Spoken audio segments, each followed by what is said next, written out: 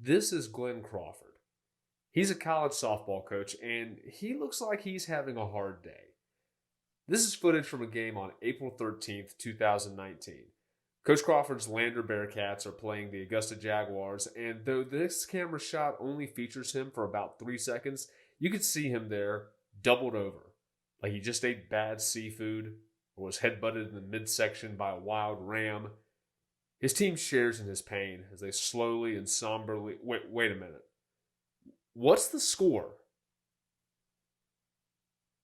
Coach isn't bent over in pain or agony, but in disbelief, because he and everyone else in the stadium that afternoon have just witnessed what could arguably be called the most improbable at-bat in college softball history.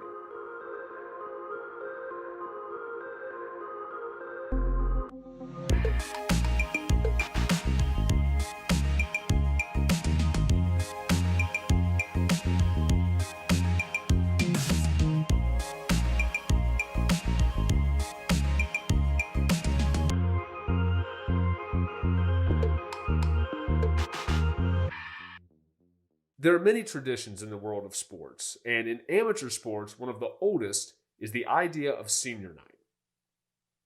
I'm going to interject here, since there may be some people watching this who aren't sports fans. We'll occasionally be explaining some terms and phrases so no one feels left behind. For those of you already familiar with sports and the terms in this video, some alternate programming will show in this area here. This is a group of friendly dogs playing together in a field and a cat who can't quite work up the courage to join them. Alright, there are two main sections of sports, professional and amateur. Professionals are paid with contracts from their teams that can range from hundreds of dollars to hundreds of millions of dollars and can also earn additional money from endorsements. Amateur sports are played by people who are not being paid to play. The largest versions of amateur sports occur at the high school and college levels, where students represent the school they attend on athletic teams that play other schools. Unlike professional sports, where players can play until they either retire or until no one wants to pay them anymore, high school and college athletes are only allowed to play for their school teams while they attend the school, which means your senior year of high school or senior year of college is your last year playing for that team. Senior night or senior day is a tradition of honoring the players in their last game at the school. It's a way of showing appreciation for the work they've put in over the past 4 years and letting them get one last moment on the field they've spent so much time on. Coaches will sometimes try to play all their seniors on senior day, or at least get them more playing time than they normally would. Hey friends, we're back. As far as I can tell, senior day has been a thing for at least 6 decades.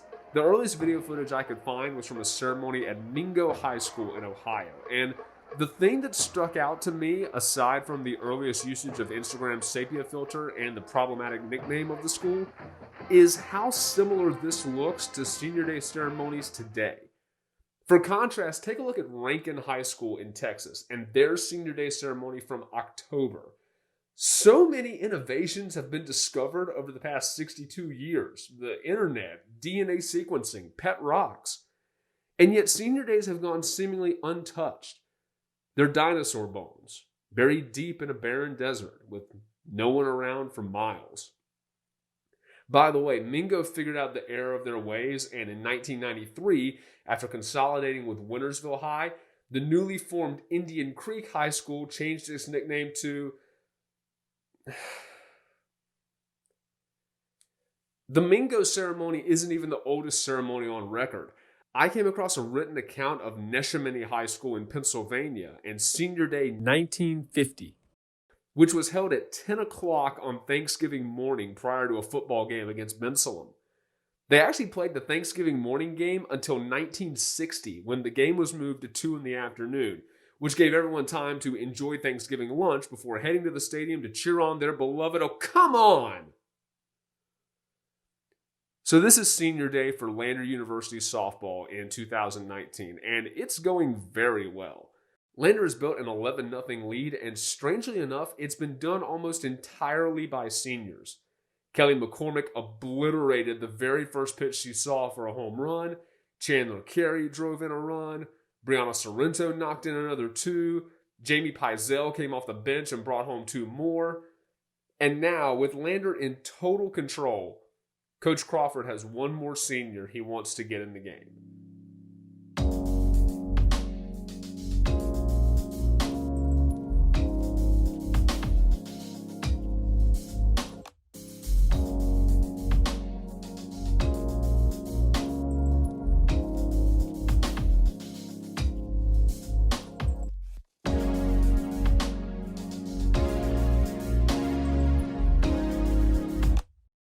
"34 years and 3 days earlier, in the Somali capital of Mogadishu, a baby was born with the Somali name for a cistern with water representing life.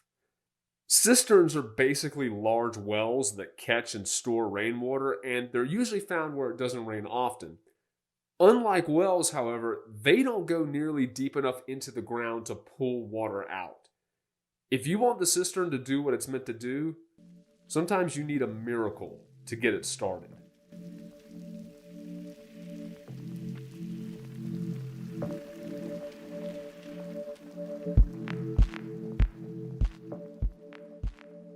Barkad Abdi was 7 years old when his family relocated from Somalia to Yemen, and 14 when they moved again to Minneapolis, Minnesota. He graduated college and worked for his brother as a limo driver and a T-Mobile salesman. In 2011, while at a friend's house, an open casting call came on the TV. Abdi, a 26-year-old cell phone salesman with no acting experience, showed up for the audition, along with 700 other people. The movie needed 4.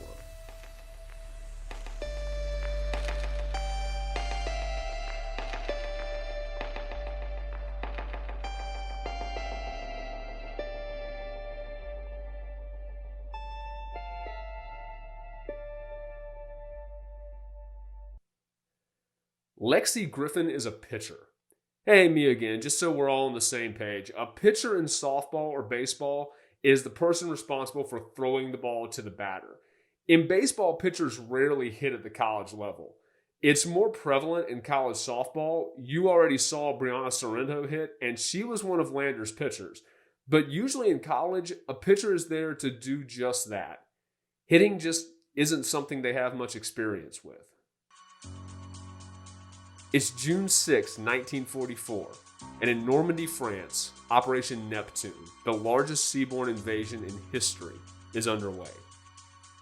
Harold Russell isn't in Normandy or even in France. On this day, he's at Camp McCall, just above the North Carolina and South Carolina border, teaching demolition work to the U.S. 13th Airborne Division. Unbeknownst to him, the TNT he's holding has a defective fuse. Without warning, it explodes and takes most of his hands with it. Harold Russell's hands are amputated below his wrists, and he's outfitted with a pair of steel hooks.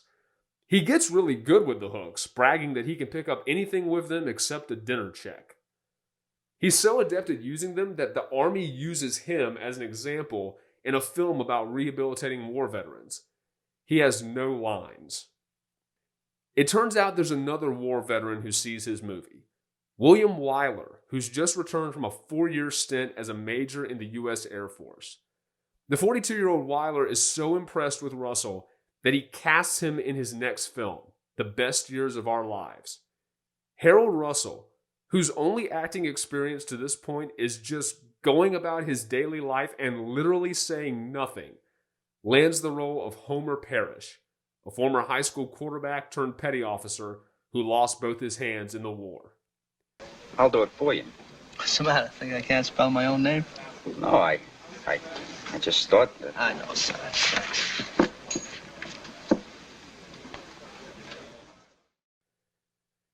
It's March 13th, 1947, and the brightest stars in Hollywood have descended upon the Shrine Auditorium in Los Angeles for the 19th Academy Awards.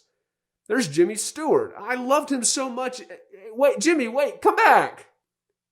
There's Danny Kaye. There's a bunch of other people. Look, it was 70 years ago, and I'm not a film aficionado, so keep your snide comments to yourself. Anyway, inside this incredibly well-lit room, it's time to hand out the hardware. You get an award. You get an award. You get... Oh. Hey, Harold. Harold Russell's performance in The Best Years of Our Lives earned him a nomination for Best Supporting Actor. The Academy's Board of Governors, in its infinite wisdom, concluded that there was no way a first-time actor who'd never been in a major motion picture and was literally teaching troops how to handle explosives just 20 months before filming his first movie was ever going to win. So early on in the ceremony, they presented him with an honorary Oscar for bringing hope and courage to his fellow veterans. Then they could give out the awards to the professional actors and not feel bad about just kidding, Harold won. To this day, it is the only time the Academy has ever awarded 2 Oscars for the same performance. Harold took his 2 trophies, went back to school, and didn't act again for 34 years. This is the 1,952nd game in the history of Lander softball. The school has been playing the sport at the varsity level since 1982, back when the teams weren't even called Bearcats. The athletic department at Lander officially began during the 1968-69 academic year, and teams actually had 2 different names. The official nickname of all Lander's athletic teams was the Senators, because Greenwood, South Carolina had a reputation for producing politicians. But the women's teams at Lander were unofficially dubbed the Reps, which is a little odd considering that there are female senators. Before the 2020 elections, there had been almost 6 times as many women elected to the House of Representatives than the Senate, but those numbers are skewed because the House has over 4 times as many members. Taken as a percentage, the numbers are nearly identical, but the main point is, oh my gosh, we need more women in the government. Anyway, Lander changed its athletic nickname in 2003 to the Bearcats, which is kind of a bummer if you're a fan of unique nicknames. Athletic teams named after government officials are weird and awesome, and they run the gamut of the political power structure. Bearcats are cool. They smell like popcorn. This delightful man does impressions of them. Meow. But there are literally a dozen other NCAA schools called the Bearcats.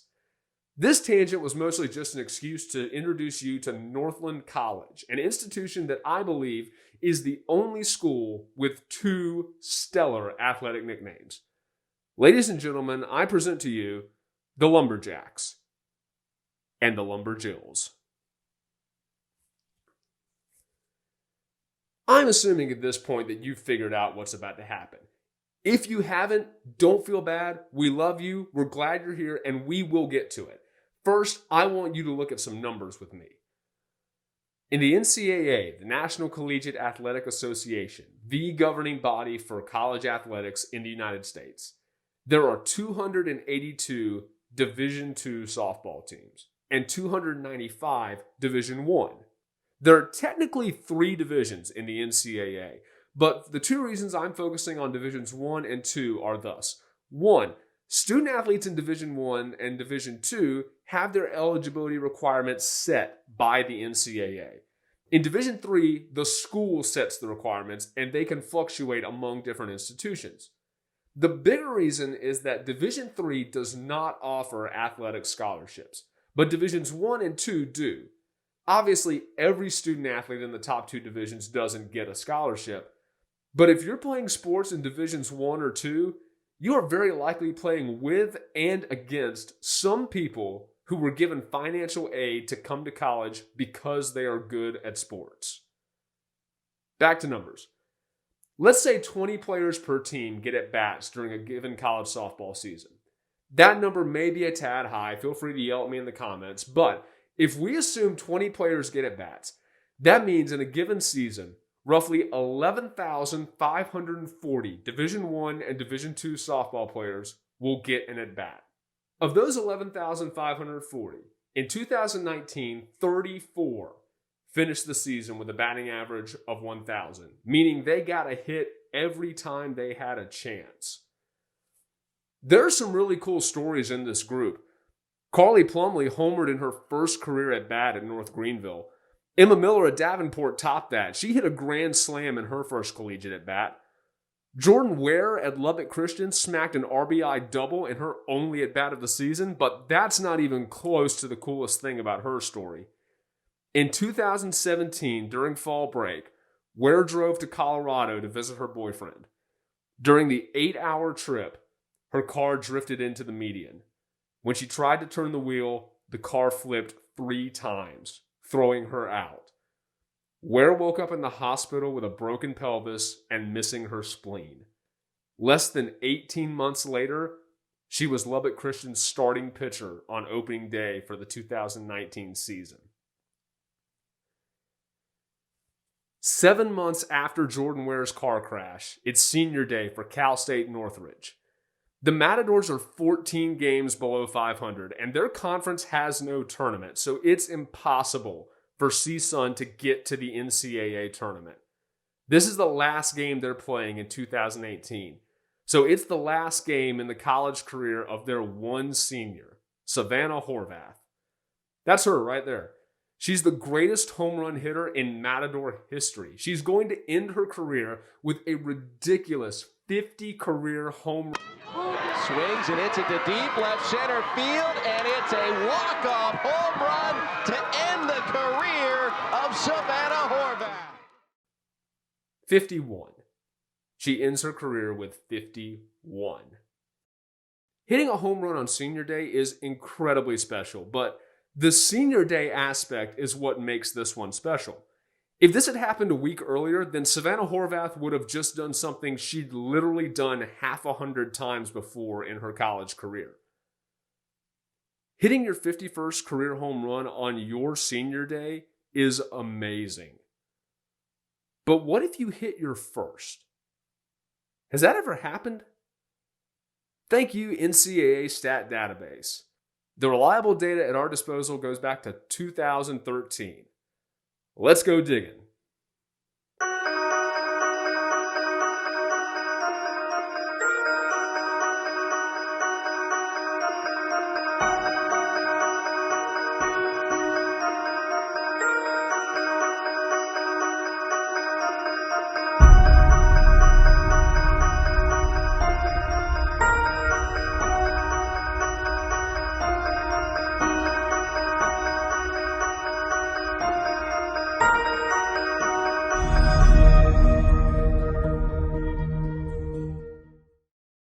This isn't surprising. An absurd number of things have to go right for this to even be a possibility. You have to have a player who gets to their senior year juggling schoolwork and high-level college athletics, a player who's lucky enough to stay relatively healthy throughout their senior season, and who then gets a chance to bat on one specific day of the season, gets a pitch good enough to hit well, and then executes the swing well enough to do it. It's absurd to even think about when you lay it out. And of the roughly 80,780 players we looked at, tens of thousands of them had batted dozens or even hundreds of times in their careers. They were trying to do something that they fairly routinely tried to do in game situations. And they couldn't do it, because doing things is hard. But life's funny. Sometimes you get dozens, hundreds, thousands of chances to do something. Sometimes you only get one. And you know what? Sometimes one is all you need. So on senior day, an 11-0 lead, Lexi Griffin will lead off the bottom of the 4th inning for the Bearcats, the senior pitcher out of Social Circle, Georgia. And the BAFTA is awarded to... Whereabouts do you live in Boone? Over on West 17th Street. You know where Jackson High is? Sure. Well, it's Go just ahead. a couple of blocks past. Her first career at bat. And she'll take a strike on the outside corner.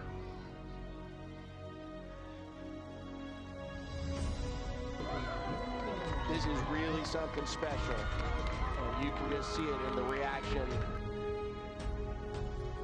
It's the 0-1. Eye takes it off the plate 1-1. Senior pitcher, her first time ever in a batter's box in a game during her time in Lander. Hey! Look at me, sure. Look at me, sure. On one pitch. I'm the captain now. Swings and hits it well to left field.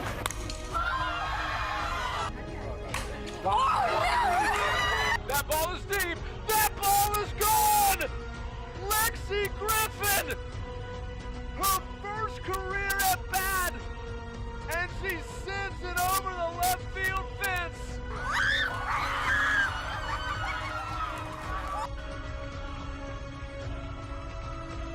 You cannot script it any better than that.